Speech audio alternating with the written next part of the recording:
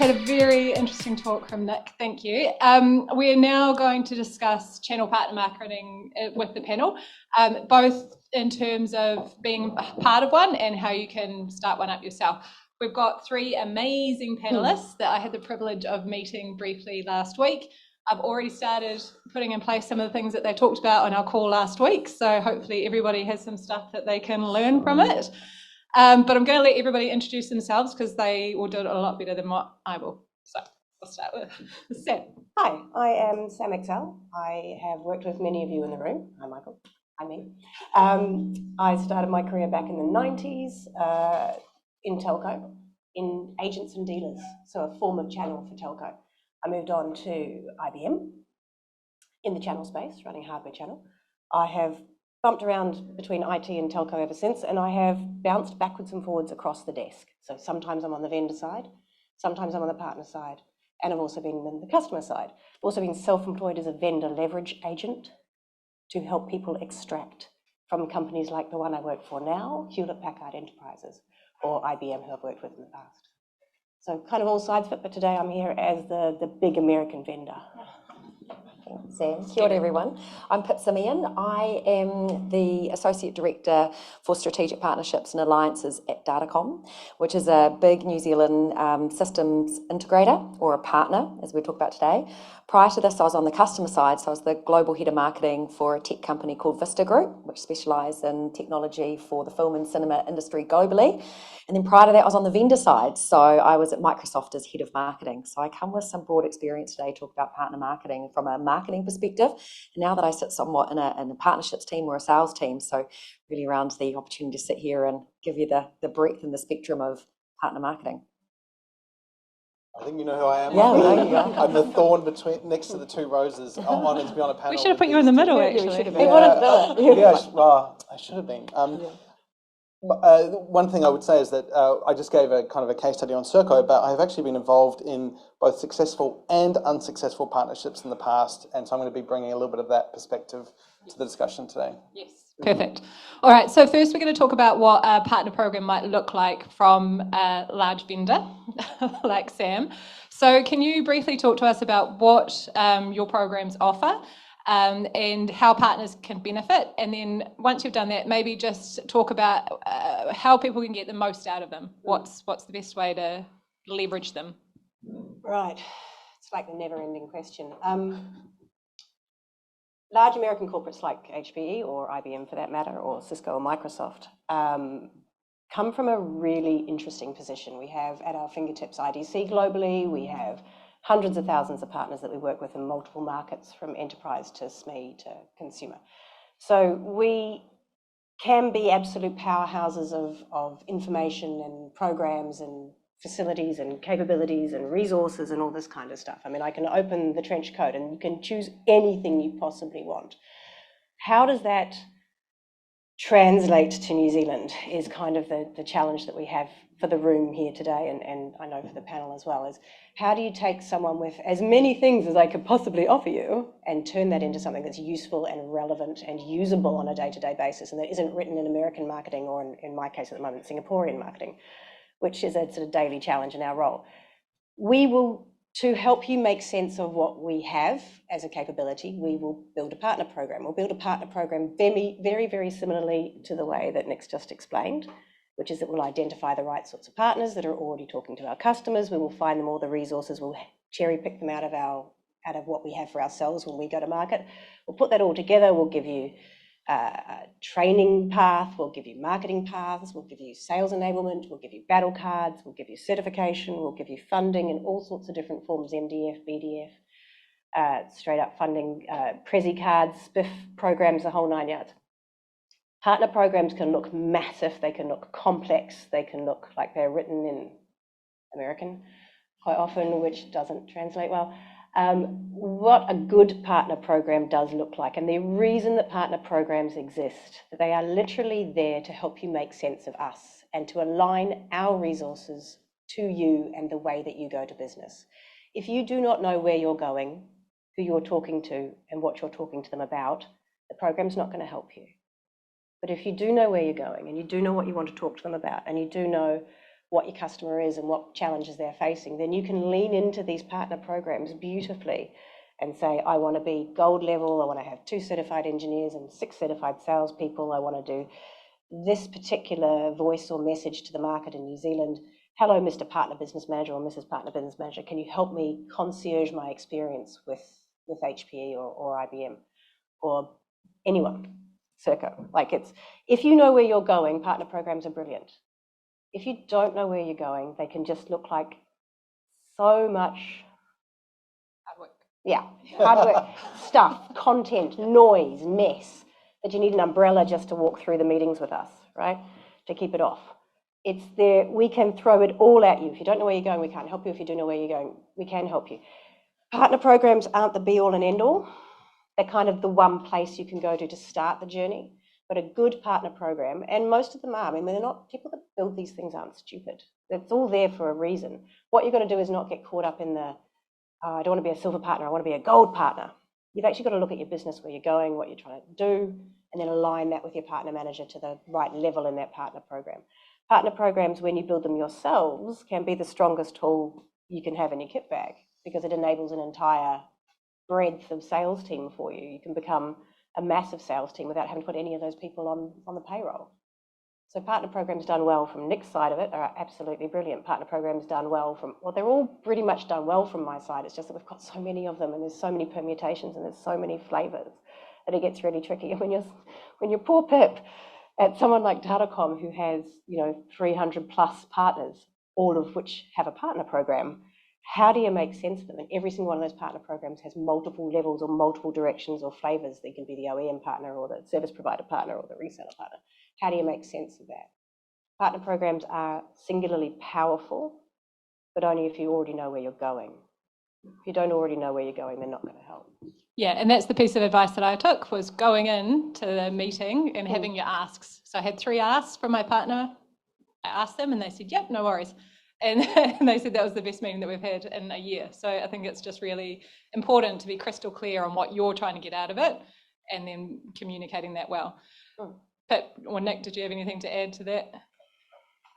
It's incredibly complex, and that it's a minefield. And I think having the expertise or the time within your organisation and working with partners such as Sam to be able to work alongside to bring the benefits to your business, to understand, and it's not going in boots and all, and it's not trying to boil the ocean. It's going in with 3 things, and how then that partner can enable you to achieve what your goals are. What you want to sell, to whom, and why, by the way, are those 3 things. What do you want to sell of you? To whom, who's your customer, and why are they going to buy from you? What's the outcome you're going to generate for them? Those are the 3 questions you always need to ask. And ask us. Tell us the answers. Perfect, thank you. So, Nick, you've talked about how to build a great partner program. We got some anecdotes for when things go wrong and the kind of pitfalls that we need to look out for. Yeah, I think it's kind of a question of scale. Most of the people in this room, I guess maybe other than you two, probably work for relatively small companies, right? And when we take on partner relationships, it's often with really large partners, because that's what makes them a good partner, because they're big, they've got big sales teams, and you sign them up and you think, awesome, we've signed that partnership deal with a big telco or a big systems integrator. And in my experience, they were both telcos and system integrators that we signed deals with for deploying enterprise software in the video streaming space. And we were like, oh my God, this is going to be amazing. They've got hundreds of sales teams. So we're just going to it's going to be this fire hose of opportunities come through. And because we didn't really know at the time how to activate those channel partners properly and how to lead them and not just try and push the rope, we almost killed the business, not Serco, previous business, because we had what we thought were just such phenomenal partnership opportunities. And if you can't, partnerships are a little bit like marriages. They don't always work out. And often it takes too long to recognize that you either aren't doing the right things or your partner isn't as committed as you are. They just don't have enough in it. And it can be really damaging if you don't recognize that quickly enough. Get out. Cool. All right. So, Pip, we've talked about the fact that, at Datacom, there's a huge number of partner alliances and programs that you've got going on. How do you work with so many partners to grow your customer base? Yeah, it's I've seen this before. It's complex. I think we have over 1,000 vendors on our books that our salespeople sell, or the technology solutions that go into customers here in New Zealand. But my team, we manage 53 partners or vendors, and so I have a team of 6 that support me in doing this. And so we have an expertise that are totally focused on driving the partner programs, being the stakeholder person that works with Sam. So Sam and I work really closely in our businesses today. And so we partner together to be, and in my team, be the stakeholder and person that engages across the business, that works as an interlink between our sales function as well into our lines of business, which are the services provider or the technology deliverers within our organisation. And so it becomes the glue in the organisation. They become the expertise that drive those partner programs. And so across those partner programs, to maximise that value is around the technology certifications. It might be around maximising the marketing programs, managing whatever pipeline or whatever that looks like. And so just being that real glue across the organisation, but becoming a deep expert in that partner program of work, and then building that relationship that connects in across the business can really light the fire of what the opportunity exists in with that partner program in for our business. And there's benefits to that. There's, Sam just said, like opening up the trench coat of opportunities, is that when you have deep expertise on a partner program and the complexity, there is so much on offer for you. And that is through marketing funds around your go-to-market strategy. That's all your certification, enabling your sales teams, enabling your tech teams, enabling across the business with the development opportunities and the expertise within that technology.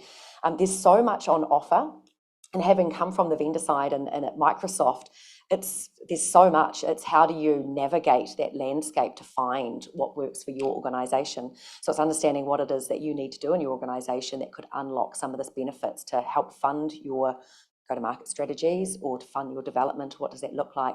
And I think it's building those relationships of what I have a team for, to work closely with, have that expertise to be able to unlock the opportunities that sits within the variety of partners that we work with, the 53 that we have, to understand what the offerings are for those partners so that we can take it to market, ultimately grow our business, win net new logos, co-sell together, deliver more workloads and build that business together. And I guess to kind of Nick's point, how do you tell when the relationship's going well or going badly? Yeah, like a marriage, right? That's a really good question. I'm a big fan of communication.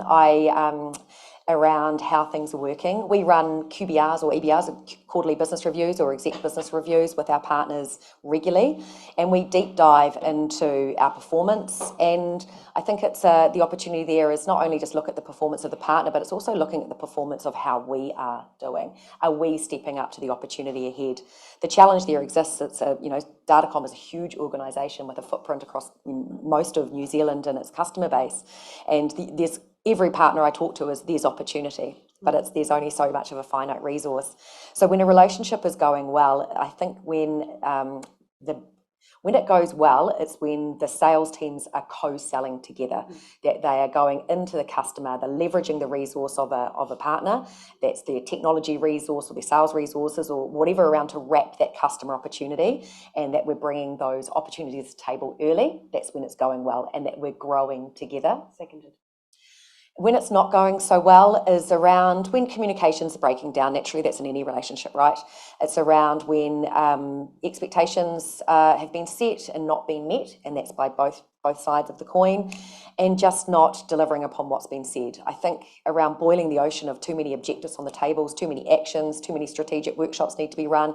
That's going in with a clear action plan of the 1, 2, 3. What does that look like to deliver on that in that meeting? That's going to help move the dial. I see too much being brought to the table of how we look back versus spending the time on how do we look forward on strategic initiatives, so how we grow this partnership moving forward around the opportunities. And if I look at that through a sales lens, it's around how do we have accounts that we share together that we want to co-sell, and going, rather than the account mapping with our sales teams, it's going, let's go pick 3 big customers that we want to win together, and then wrap all our resource around those 3 customers and go deep on that together, and then align our teams in and around that. If we win those big whales, then the opportunity there goes to build. I think really boiling the ocean and going too much with breadth around that's when relationship can fall over. And is it the same for Serco in terms of managing all the different programs and partners that you work with? Yeah, it is. And actually, I think I need to call out something I probably didn't make clear earlier, which is that when you do go down the road of a partner channel model or a partner model, it doesn't mean that you're outsourcing your marketing to your partner. It doesn't mean that you're all out of a job. It's quite the opposite. It actually puts more pressure on the marketing organization for it to work effectively. Your strategic marketing game has to be really strong. That the strategic narrative has to be crystal clear and driving the strategy, but your product marketing game has to be really strong too. And then you have to be really clear on how you're going to enable them and what that value proposition is to translate through. And to Pip's point, in an ideal world, you have to create joint OKRs or joint objectives with your partner. If they're not prepared to commit to an objective that you're working towards of X number of partners or, X number of customers or X percentage of their customers that they're going to migrate across, then you probably don't have a partnership that's worth investing in. You have to have joint objectives, and if they're not committing to them, that's a bit of a, I mean, I know it's a little bit different with an HP or a Microsoft, that may be a challenge, but I think in my experience, the channel models that we've had, it's where we've jointly committed to things. And just to add to that, with all our partners, we have a joint business plan. Right. And so we sit down, we build that together, so that's really clear, hold each other accountable. It's not just a one-way street with a partner going, I want you to go sell our technology. It's like, how are we going to sell your technology and do that together, and how we jointly deliver that plan, and then stick to that through our QBRs or EBRs around what those actions and items are to deliver upon that. If you think about it from a sort of marketing message perspective, HPE or IBM is a great example. IBM or HPE build the machine, right? Now HPE build supercomputing and tin boxes, big tin boxes. Where there's no retail, there's no consumer in my space. People don't go out and say, can I have 6 servers, please? They go out and say, can I have a mail solution, or can I have a backup solution, or can I have... They're talking about things that they need. They're not talking about my product. They're talking about what my product will deliver to them. So my marketers up in the US, as it happens, will work out what that outcomes-based solution is. That's our terminology we use all the time, OBS, outcomes-based solution, or outcomes-based selling. We'll produce that. We'll then sell that kit to a distributor, a Dicadata or an Ingram Micro, who'll have a whole bunch of KPIs for their sellers, a whole bunch of go-to-market of their own, none of which has got anything to do with the outcomes-based end-user customer, because they're a distributor and they don't sell to end-user customers. They will then sell to a reseller, like Datacom, who does talk to end-user customers, but has their own message about why Datacom's really good. I've somehow got to get my message from HPE through a distributor, through Datacom, to an end-user. Now, as a marketing challenge, they don't get a lot bigger than that. That's where things like programs come in, which is to be qualified to sell to end users and retain our messaging while adding it to your messaging, either baking it into your message or wrapping it around your message or co-selling with your message. There's all sorts of different ways of doing that. That's where our partner program comes in, and this is how you do it from a sales perspective. Here's how you do it from a technical perspective. If you're going to sell $6 million worth of business and make you a platinum partner, you're probably going to need 4 engineers that'll help you deliver that. We know that's about the model, so we've built that into our partner program to be platinum, 6 sales certified, 4 technical certified. Here's all your battle cards and your conversations and bits and pieces added to the EBR and what we call a CMO deck, Sales Enablement Marketing Operations, which is a monthly cadence of meetings to make sure that all those things are moving forward, and that filter back into a partner program, which has a spiff piece, a marketing piece, a business development piece, a certification piece, a revenue piece, a forecasting piece, a loss review piece. And at the end of the day, people buy from people. So I've got to turn up and do all the shit that's inside my trench coat and still look like a human and not like an American robot. And it's a juggle, right? It's a juggle. And for you guys, it can be, particularly for Pip, there's 53 of them that she's got to keep in her head. I mean, that's flipping impossible, right, for want of a better F word. It's, I'm Australian, so not swearing business is hard. It's really, really tricky, especially working for an American. It's really, really tricky as a marketer to keep your voice and your message all the way through. So we use tools like partner programs. And Nick's worked it out that if he wants to reach more customers, and he's got to find those partners that are already talking to his customers. Whether you are a professional services organisation, whether you are a legal firm, whether you are a panel beater, someone else is also talking to your customers. These are all channels. These are all ways of going to market with someone else where your value adds value to their value. It's working out what that is, and only humans can do that. Programmatics can't do that. Heuristics can't do that. AI, thank God, can't yet do that. we've still got jobs. You know, there's an art, it's arcane, it's tricky to do, but you can unpick it all, work out what it looks like for New Zealand, translate it to each individual partner that I work with. Datacom's not the only one. Put it back together in their way, speak their language. My program's only as good as my deep domain knowledge of them. It happens I used to work for them, so it's kind of handy. But it's same with Spark. I work with them, used to work for them, that's kind of handy. You know, you've got to understand your partners. Once you've identified what sort of partner it is, you've then got to understand their business and what they're trying to say. And then work out what America's trying to say through the distributor, into the Datacom, out to the end user, and make sure that end user is getting the right outcome for their business. So that they say nice things about us at barbecues and their friends buy us too. I'm just going to throw another one out there. I was thinking, so there's probably a lot of organisations here who have their own sales force to some degree, and they might want to be part of a partner program. We have to do the sales enablement piece as part of marketing, right? Does it have to be very different in terms of your partner education, or can you lift in place a lot of that same work that you've already done, you know, rather than having to recreate a whole nother program or educational piece or battle cards and everything else you've got? I can talk about that one, but I've talked enough. I mean, the sales enablement piece is really interesting because sales enablement is not a PowerPoint deck, as we heard before, but actually building a more sophisticated and engaging sales enablement program is not actually that daunting. The Zeno Partner program that I referred to before, the portal and the learning program, we delivered that when we were a team of 2 in marketing, like marketing team of 2. And for a budget of under 100,000 New Zealand dollars. And I know that in New Zealand, we love doing things that are cost effective, but have outsized impact. We love to punch above our weight, right? And I think that if you can put a bit of energy into a sales enablement program, it can deliver kind of outsized rewards. So I guess, yeah, it doesn't have to be an HP or Datacom level thing. If you're a small team, you can still do it. It's not out of your league. So we're going to go for everybody's top tip for building a profitable partner marketing strategy. We'll start with Pip. For me, it comes down to sales and marketing integration and the handshake between the marketing team with sales leads into the sales org. I think here that, and I'm going to wear my marketing hat here because I've been a marketer for 20 years before I'm now sitting in a sales org, but building your go-to-market plan without the consultation of the sales team around the, you know, what is it that the customer problems are, what is the solution we're trying to sell versus just selling a product. You know, of course, understanding the customer value proposition and delivering this across your tactics. The integration I talk about is as marketers and from a partner program and partner marketing programs is around to get the funding or with the partners, like what's the ROI or the lead generation that's going to come off the work that you do. And I'm sure as all marketers in your room, everyone's banging on at you, where are my leads? And it's then where I see it falling over in my organisation at Datacom at the moment is the handshake between marketing and sales isn't there. The leads are landing in Salesforce, but they're not being picked up.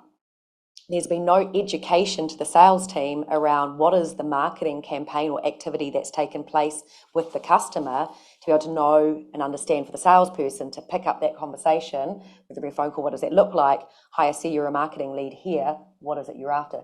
So this intersection between the market, actually the consult early days around to the salespeople around, I'm going to build this campaign. I want to target your customers. This is the outcomes we're trying to achieve. I'm going to do it in this way. So having that engagement and then that handshake through when the leads come in around into the sales team, this is what they're here for. This is the why. And I want to add to this because I know we've got a bit of time to kill because this is a thing that I get really, I think there was a really key learning that I had and a change to the lead conversation when I worked at my time at Microsoft, which was around always about generating leads, whether that be net new or workloads on new product, was when we changed the language. So I'll take one step back. We had a fantastic thing working at Microsoft. You had incredible technology and dashboards for marketing and the technology we had. When that intersected into the CRM system for our sales teams, the sales teams could finally see what the interactions of customers were. So whether they'd attended a workshop or whether they'd downloaded white papers, whether they'd turned up to an event, whether they had done some training, whatever that looked like, it came on a dashboard and a map of the activity from the customer in on the account that salesperson was on. So it turned into a visual representation of what the engagement from the customer was. And the language that we turned this into with the change, which was instrumental into the engagement between the marketing and the sales intersection and handshake, was a language we changed from calling them leads into interesting moments. And so we all talk about how do we score a lead into when it becomes when we hand it over. But when we showed that all the interactions or interesting moments that a customer was having across the product activity or the marketing activity from the variety of tactics that you could have, it became that they could have a conversation directly with the customer about their behaviour in the organisation. That was all tagged through their email address. Now that would be if we were selling for Microsoft, might have been around Power BI, and you would have some people in the IT org that were downloading training modules or that were doing certifications, versus you had in the marketing team were downloading Power BI workshop or simulators or trials. And so we were able to capture the total behaviour of the organisation around the opportunity. And what that was giving us to the salesperson was, this is an interesting moment to have a conversation with the customer. I can see this behaviour that is happening in your organisation that is showing me that there is an interest in Power BI. Let's have a conversation about it. And so for me, that was my time as a marketer, that change of that language between leads to interesting moments that determined the behaviour that gave the salesperson the opportunity to have a conversation versus, do you want to buy something? I love that. And that links into what ON24 was saying this morning around there's so many more people involved in the purchase decisions now and so many more touch points required that you might need 100 different interesting moments before it actually results in a sale. So that's a great way to look at it. Nick. Top tip? Yep. Okay, my top tip for the room is I think that you should all give yourselves a promotion when you leave here today. And what I mean by that is promoting yourself from being just a tech marketer to being a strategic marketer. And a strategic marketer has two really important functions with an organization. One is you are the voice piece of your organization out into the market, but secondly, you're also the channel to bring information, data, and insights back into the organization. And if you follow on from what Sam said and what I was referring to during my presentation, who already has your customers? If you can identify the types of companies that, or products or services or vendors that are already dealing with the kind of customers that you want to engage with, and you can bring that insight back into the organization and say, hey, I know we're doing really well on the flywheel here in our direct, but actually if we had a conversation with this company or this provider, they already work with our target market, maybe we can get something going. That would be my top tip. Promote yourself to a strategic marketer that isn't just out there executing, but you're actually bringing insights back into the business. And the specific insight I would suggest is what I was talking about before is challenge yourself to go and look upstream, downstream, and around your customer. What else are they interacting with? And from a customer perspective, what would make sense for them to buy your product through? Yeah, that's a top tip. Top tips. Maybe. And making marketing that integral part of the business, right? That's what we talked about before as well. So cool. Sam? I've had so many ideas while they've both been talking and I've lost most of them. I'm too paracetamol in and a head cold. Yeah, sorry. So bear with me, I'm a bit slow today. So many top tips. This is a 5-hour lecture that I used to do for the Marketing Association. That 3 questions that I mentioned earlier, the what do you sell, to whom and why, is one half of a workshop you can do on yourselves. So depending on where you are, where your organisation is in their kind of maturity, particularly in regards to partnering and building a channel, or possibly being in somebody else's channel, a participant in channel, like you've added with people that won't be named that you had a meeting with, you've got to, if you already know what you've been selling and you already know how profitable you are and you already know what your customers look like from the last 5 years and you've done all that research and you've got all that business analysis and you can do all that kind of sort of data diving and do analysis and answer that, that's great. Then you can go off and work out, what do I now want to sell? Who do I want to sell it to moving forward, and why will they buy from me? But the biggest piece of work is the 3 questions before that, which is what have I been selling, who have I been selling it to, and why have they been buying it from me? And you have to answer those 3 questions before you can answer what am I going to sell, to whom and why. That data analysis, that really truly understanding who's been buying from you, you will have to answer before you can engage a channel. You will have to answer before you can be a jolly decent partner participant in a channel, someone else's channel. Because rocking up to an HPE and saying, what have you done for me lately, where are my leads, is not a great partner participant in my channel, right? Rocking up to me and saying, we've been selling this to these people and this is why, but we've noticed that the market is changing and everyone's moving from a transactional tin dropping kind of engagement to a consumption-based model, and we'd like to go to cloud and you do private cloud. How can you help with the consulting that gets us from traditional, that's my hair, sorry. Thanks, Pip. How do we get ourselves from this kind of tin dropping transactional piece to a more strategic kind of consumption base? How do we follow our customers to cloud when all I've been doing is selling infrastructure for an OpEx? For a CapEx, how do I move to OpEx? That kind of stuff. If you've got that analysis of yourself and you can articulate that to somebody like me, then my trench coat becomes a lot smaller, it's far more focused and tidy, and we can get on with building that plan together straight away. So the top tip is answer the questions, what have I been selling, to whom and why were they buying it from me, and what do I want to sell, what's happening in my market, where is it going, what do I want to sell, to whom and why. Good advice. Oh, 5 minutes. Okay, we're going to open up to the floor. Does anyone have specific questions they want to ask? No, none. Oh, go on. Stunned silence. Go, Mr. Big. Oh, you get a book, Michael. Yay! Yeah, get a vote. There you go. Okay, so the good presentation on the channel. Thank you, Ming. But it's interesting. So you've, with the whole build a channel, go out to market, get them to sell. How do you guys handle the support and the customer service piece? So when you've got someone else selling your products for you, especially if it's SaaS, how do you then look at support and customer service, especially when you start to look at the profitability, because they're going to take a cut of your margin, that starts to erode it quite down, and that's when you really start to lose control over the customer and what's happening. So how do you guys, any recommendations on handling that? Nick? Yeah, I mean, great question.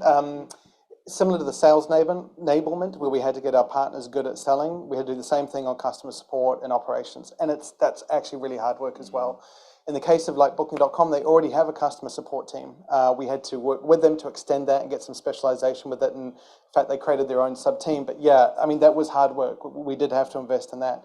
But the partner value proposition was strong enough. The business case was there for them to upskill and hire people to support it themselves.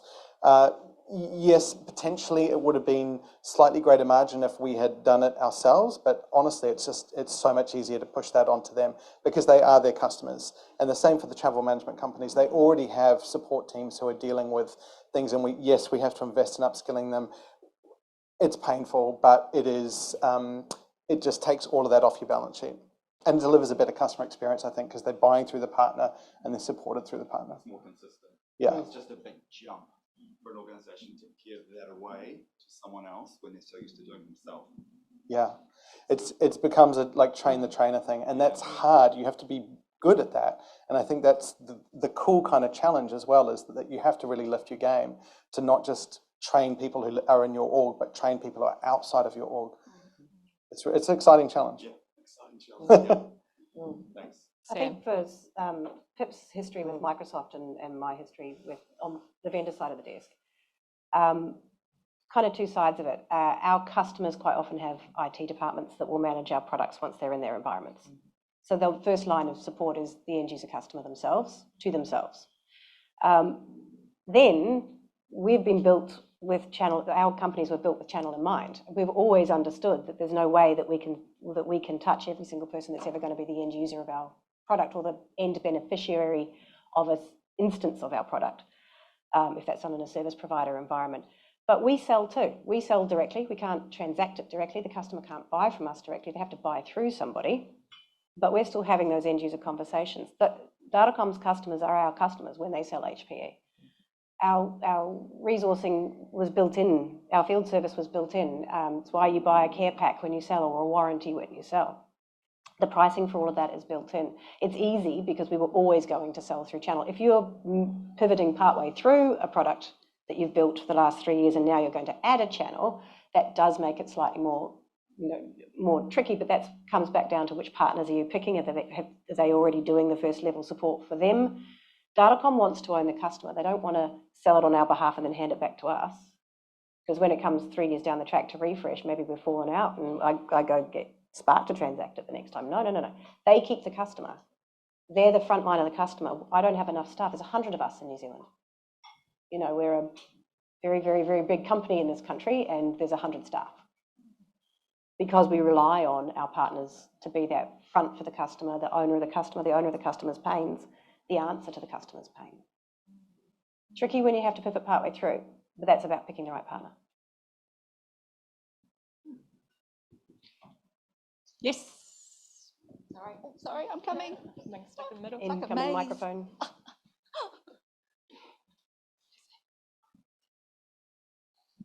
Thank you. Have you got some advice for? So I look after growth, and we've got a partner in front of us that is fantastic. Like essentially, it's got just the sales force doubles our entire business, and they're right across our desired customer. And I guess from our perspective, we're small enough that we're agile and we can kind of control a lot of the conversations. But when we deal with them, there's so many layers and there's so much bureaucracy, and it feels like we're dealing with an oil tank and it's just so slow, And so it's to me, it seems like a no-brainer that from us and this sales force would sell so much more of their product if they work with us. But how do you deal to get all the buy? And apparently at the top, there's heaps of buy-in, right? But how do you speed up and just get all the different layers to buy into the partnership, and kind of how can you smooth that process? That's you. Oh my God, I feel like you've just talked about my organisation. I was like, is that Datacom over there? Look, it's hard. And I think through getting that buy-in through the layers of the organisation, at Datacom, there's multiple lines of business that partners or technology is sold through different areas of the business that have different objectives and different outcomes. Ultimately, that might have a different customer patch, or something might be on-prem in one way, but we've got a cloud solution over here.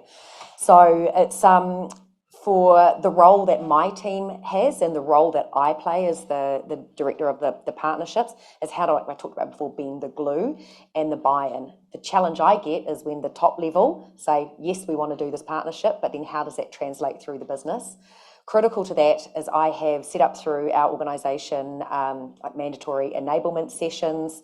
I get bringing a new partner on board. I go through the process of going through a process of do we want them on board, but going through enabling our sales team, and then going through a coverage plan of engagement across our sales organisation. So that would be regionally, depending on the teams.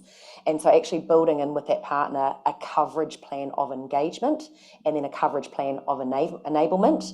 And then through that cadence of activity that we talked about, which was a joint business plan, and having not just the senior people in the room, but those that are selling the product, the heads of teams, but also sellers within the mix, or who are those people that are engaging selling that product, are critical to have within those joint business plans so that there's an agreeable model moving forward. And I think about when we run our quarterly business reviews, it's just not our senior heads in the room, it's the people that are also selling the product, so that we're all across the numbers. So I think it's, for my advice into that situation and how I tackle that is I break down the hierarchies, and I break down the senior players in the mix of that, and by bringing all in a room and taking away that hierarchy, that we're all there for the business outcomes, and that through our partnership we have shared goals, shared outcomes, shared KPIs and metrics that we want to achieve. And so to do that, we have to do that together. So beyond the hierarchy. So that would be my first step, is how do you build that in the room in that joint business plan and an agreed activity goal moving forward. And at the moment in my org, there's QBRs or business plannings that are separate across line of business. And I've said no more. We pull that together and we treat this as one organisation with one partner. We might have different objectives, but we run that collectively. So I'm just working on breaking down those hierarchies. A tight ship, Pip. Yeah. KPIs. Small but mighty. So having an amazing channel manager that can break down the silos. Yeah. And work out what their KPIs are. So if the senior management have bought into it, but it doesn't filter down to the way that they're remunerated at the ground, at the coalface. We were just talking about it before we walked in here. It can be the best plan and the best idea and the best objective and the best target number, but if they're not remunerated correctly, it's not going to fly. Yeah, good call. Comp plans. Comp plans. All right, thank you. Hopefully everyone took something away from that. Thank you to all the panellists. Thanks, Very welcome. Thank you. Thanks, guys.